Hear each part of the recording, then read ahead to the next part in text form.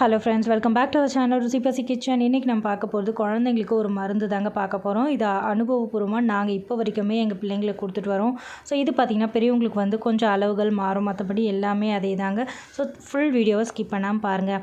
இப்போ வந்து இந்த மருந்தை நாங்கள் தலைக்கு ஊற்றி விடுவோம் இல்லைங்களா குழந்தைங்களுக்கு, சனிக்கிழமை அந்த மாதிரி டைமில் இந்த மருந்து நாங்கள் கொடுப்போம்.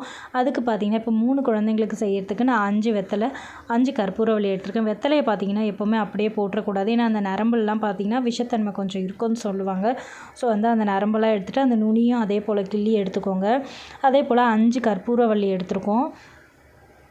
இந்த மாதிரி ரஃப்பாக வந்து பிச்சு போட்டுக்கோங்க, அந்த இலையெல்லாம் பிச்சு போட்டுட்டு அதுக்கப்புறமா இப்போ வந்து நம்ம பெரியவங்களுக்கு கொடுக்க போகிறோம் அப்படின்னு சொன்னால் கண்டிப்பாக வந்து மார்ச்சளி தங்காதுன்னு சொல்லுவாங்க பெரியவங்களாக இருந்தாலும். இது வந்து இன்க்ரீஸ் பண்ணிக்கோங்க, அந்த இலைகளை மட்டும் கொஞ்சம் இன்க்ரீஸ் பண்ணிவிட்டு அளவுகளை வந்து அரை கிளாஸ் அளவுக்கு டீ மாதிரி கூட குடிச்சிடலாம். உங்களுக்கு வந்து நல்லாவே இருக்கும், அந்த த்ரோட்லலாம் இது படும்போது ரொம்பவே நல்லாயிருக்கும், இதமாக இருக்கும்னு சொல்லுவோம் இல்லையா, அந்த மாதிரி இருக்கும். இப்போ நான் 1 கப் அளவுக்கு ஃபுல்லாகவே வந்து தண்ணி சேர்த்துருக்கேன்.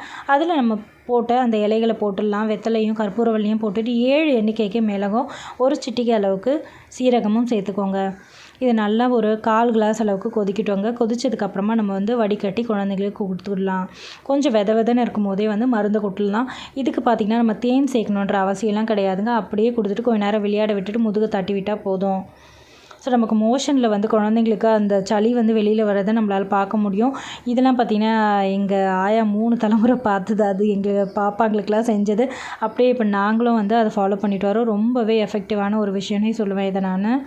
ஸோ கண்டிப்பாக வந்து கோல்டு காஃப்லாம் இருந்துச்சுன்னா 5 வயசு வரைக்கும் தாராளமாக வந்து இந்த அளவுக்கு கொடுக்கலாங்க. நம்ம குழந்தைங்களில் பார்த்திங்கன்னா ஒரு 5 மந்த்ஸ்லேருந்தே ஸ்டார்ட் பண்ணிவிடுவேன் நான். உங்களுக்கு பயமாக இருந்ததுன்னா நீங்கள் வந்து ஆஃப்டர் 6 மந்த் கூட கொடுக்கலாங்க, ஒன்றும் பிரச்சனை இல்லை. பட் தலைக்கு கொடுத்துட்டு ஊற்றிட்டு அதுக்கப்புறமா இதை கொடுங்க.